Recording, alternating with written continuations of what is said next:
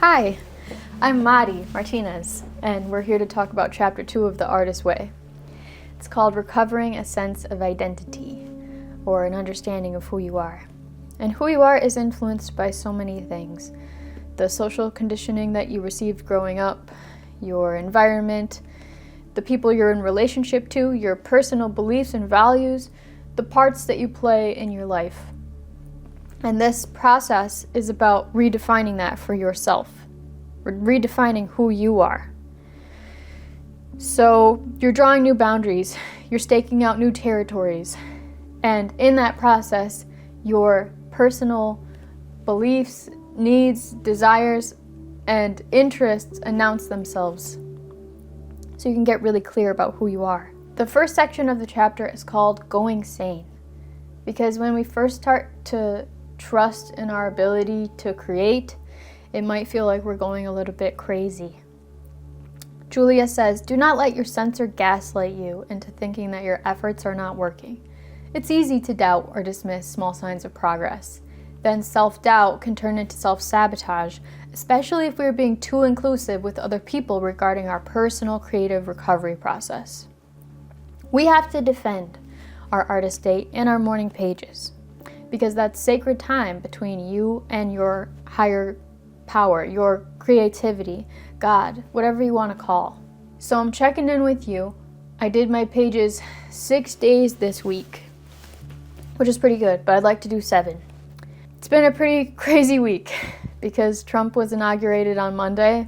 He's made a lot of changes this week, and we're only how many days? 5? If it was Monday, Tuesday, Wednesday, Thursday, Friday, Saturday, 5 days, into the next 4 years. I have honestly not been well this week. I have really been struggling. I did complete my artist date. I went to Schuler Books, which is a delight for me because as a child I loved the Scholastic Book Fair. That was one of my favorite things. So I got 3 books. I got Our Bodies, Ourselves, which it was released in 1971. It's kind of like about sexual health, about women's bodies. It says $2.95 on there, so I thought that was crazy. It was only $10 on sale. This one was also on sale. It's called It Didn't Start With You. How Inherited Family Trauma Shapes Who We Are and How to End the Cycle. Excited for that one. That was on my list. So then I got this one full price, Abortion, Our Bodies, Their Lies, and the Truths We Use to Win. Jessica Valenti. She's on TikTok. That's how I found the book. And I think it's important to start collecting physical copies of the books that are under threat.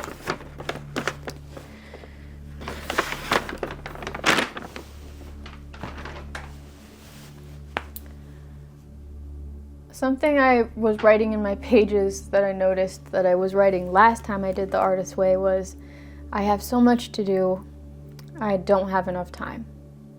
And I think that's a symptom of my perfectionism, a scarcity mindset, and I think that's a result of the capitalist system, where a person's value is equated to their output, and profit is prioritized over well-being of a human being.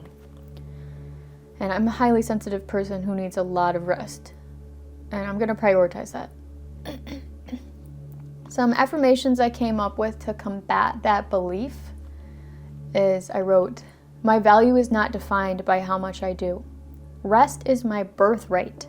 It is necessary, I deserve it, and I don't need to earn it.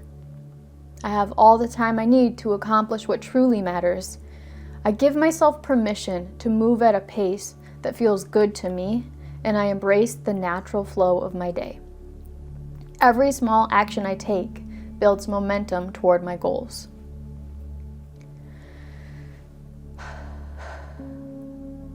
And something I just want to say is, in the face of fascism, a creative recovery process might feel like a futile endeavor, just frivolous, but it's actually an act of resistance against empire. It removes resistance between you and your creator, and it's a way to push back against fascism, because fascism seeks to control and suppress our creative expression. But creativity is how we envision a better world for ourselves. It's how we build empathy and compassion and solidarity with each other. Stories unite us. I'm fired up about that, and I'm not gonna let the media just make me just fall apart. I'm not gonna fall apart under fascism. The next section of the book is called Poisonous Playmates. As our artist protective parent, we must learn to place our artist with safe companions. Toxic playmates can capsize our artist's growth. So when you're creating alongside people who are creatively blocked, they could feel threatened by your progress in your creative recovery. When you start to behave in new ways, it can make people around you uncomfortable. So they might say things, even if they're not trying to hurt you, to try to leverage you back into your old ways for the sake of their own comfort. Expecting your blocked friends to applaud your recovery is like expecting your best friends from the bar to celebrate your sobriety. And other people's doubts have the potential to activate your own doubts, because there's payoffs to staying blocked. When you're blocked, you can have a sense of righteousness, like, you see people creating, you're like, if I could create, I'd make something so much better. Or you become a critic of other people's work instead of being able to create yourself. Another way someone could benefit from staying creatively blocked is martyrdom, or collecting sympathy and wallowing in self-pity about the fact that they're not able to create like other people can. But they can. You can. This next quote is kind of long, but I think it's important, so I'll read it directly. The essential element of nurturing our creativity lies in nurturing ourselves. Through self-nurturance, we nurture our inner connection with the great creator. Through this connection, our creativity will unfold. Paths will appear for us. We need to trust the great creator and move out in faith. Repeat, the great creator has gifted us with the creativity. Our gift back is our use of it. Do not let friends squander your time. Be gentle but firm and hang tough. The best thing you can do is be an example through your own recovery. Do not let their fears and second thoughts derail you. Soon enough, the techniques you learn will enable you to teach others. Soon enough, you will be a bridge that will allow others to cross over from self-doubt into self-expression. For now, protect your artist by refusing to show your morning pages to interested bystanders, or share your artist date with friends. Draw a sacred circle around your recovery. Give yourself the gift of faith. Trust that you are on the right track. You are. As your recovery progresses, you will come to experience a more comfortable faith in your creator and your creator within. You will learn that it is actually easier to write than not write, paint than not paint, and so forth. You will learn to enjoy the process of being a creative channel and to surrender your need to control the result. You will discover the joy of practicing your creativity. The process, not the product, will become your focus. Your own healing is the greatest message of hope for others. Sounds kind of like you have to put your own oxygen mask on before you help others with their oxygen masks. Crazymakers. This is a term that Julia uses to describe people who drain your energy and perpetuate destructive patterns in your life as a form of distraction or an excuse to not create.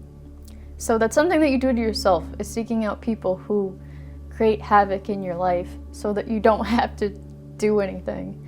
And I've done that, and I feel like I've also been a crazy maker. Someone who is causing drama And then I've also been someone that sought out drama as a way to not have to create. Because if you don't feel worthy of it, then that can make you destructive and crazy. Skepticism. She says, doubt is an inner enemy. To move past it, we must explore our feelings with it. So we have to confront our feelings of doubt. And it's painful to look at the places where you're not secure. And I think that's the point in addressing the wound so that you can heal it. Otherwise, it will just fester. Creative recovery is an exercise in open-mindedness. She says, begin this week to consciously practice opening your mind. And then finally, the chapter talks about attention. Very often, a creative block manifests itself as an addiction to fantasy. Rather than working or living in the now, we spin our wheels and indulge in daydreams of could have, would have, should have. One of the great misconceptions about a creative life is that it entails great swaths of aimlessness. The truth is that a creative life involves great swaths of attention. Attention is a way to connect and survive. I'm fighting the urge to overshare because I do think it's important to communicate my personal experience, and I also don't want to compromise my boundaries or the boundaries of people that I love, but I want to be open and honest about my stuckness that I had until like my mid-20s. I think I felt just deep sadness because of my parents' divorce. That's when it started, I think. And also growing up in a society where bullying was prevalent and self-expression was suppressed. It was not acceptable to be weird or combating the status quo. So everybody fell in line, and that's the community I grew up in. But that led to me self-soothing with self-destructive tendencies like drinking, partying, choosing Crazymakers or poisonous Playmates, people that did me wrong. And I also acted like a freak. I have made some major mistakes. I did not always act out of integrity. And I was having limerent fantasies about people that I thought would save me from myself.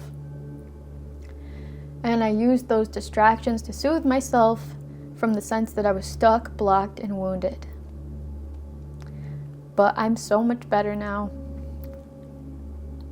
I'm 32, and in that time, I have come to understand how badly I need my own attention. And the block is still there. Like, I'm not perfect by any means by doing this program. I'm not trying to be a teacher that has all the answers. I'm just a person who's still working on it. I still embody perfectionism, stuckness. I am not claiming to be an expert. I'm just trying to share my process because I myself am not healed yet.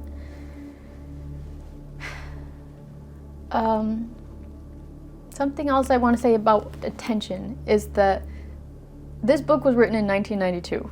So Julia Cameron was not thinking about social media in the way that we have social media today. I think about that video of Burnham saying, they're coming for all of it, all of your attention, regarding social media. They're coming for every second of your life. That's what these companies are coming to. This company as well. And it's not because anyone is bad. It's not because anyone in this company has evil plans or is trying to do this. They're not even doing it consciously. It's because these companies like Twitter and YouTube and Instagram and everything, they went public and they went to shareholders. So they have to grow Their entire models are based off of growth. They cannot stay stagnant. YouTube, Twitter grossed $4-5 billion last year. It is in the red. It is unprofitable. It has to get more of you. That could be the ceiling for a place like this. YouTube, the ceiling could be 3 hours of engagement. No matter how nice it's trying to be, it is all that they're trying to get more engagement from you.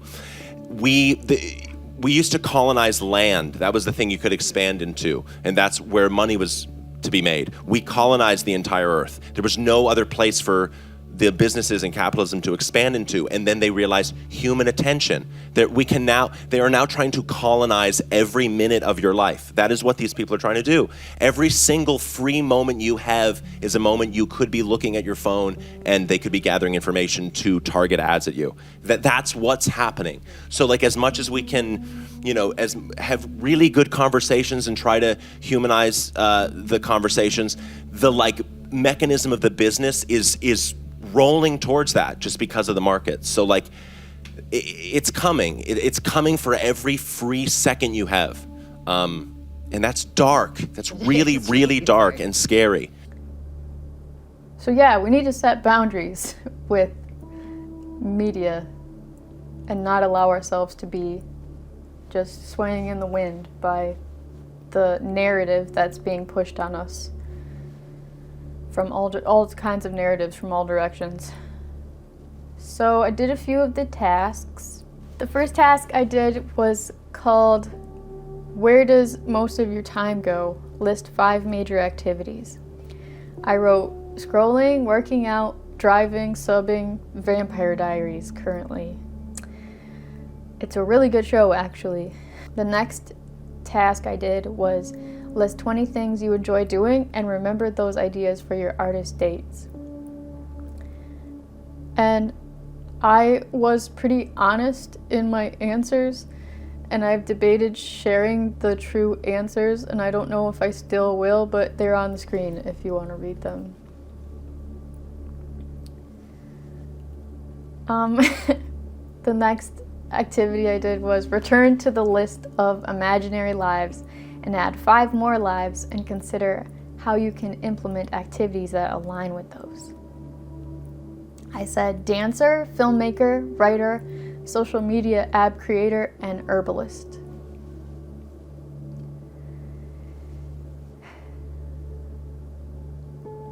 There's a couple other ones I did, but they're more personal.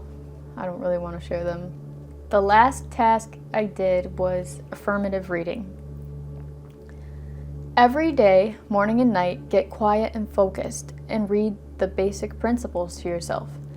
Be alert for any attitudinal shifts. Can you see yourself setting aside any skepticism yet? I actually only read the basic principles once this week. I did read my personal affirmations morning and night, but I didn't read the basic principles. So if you're down to hear me read those affirmations, then stick around.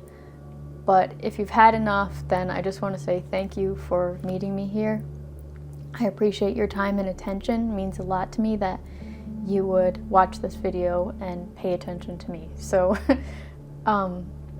if you got anything out of this video, please give me a like and subscribe to my channel. And leave me a comment. How did this land for you? Where are you at in your creative recovery? How are you feeling about it? Are you interested in starting at this point? I want to know everything. So please leave me words, because I love words from you. So I'm waiting to hear from you. Please take good care of yourself and remember that you're not alone. Thank you so much for your attention. So here are the creative affirmations at the end of chapter 2. Creativity is the natural order of life. Life is energy, pure creative energy. There is an underlying, indwelling creative force infusing all of life, including ourselves. When we open ourselves to our creativity, we open ourselves to the Creator's creativity within us and our lives. We are ourselves creations, and we, in turn, are meant to continue creativity by being creative ourselves. Creativity is God's gift to us. Using our creativity as our gift back to God. The refusal to be creative is self-will, and it's counter to our true nature.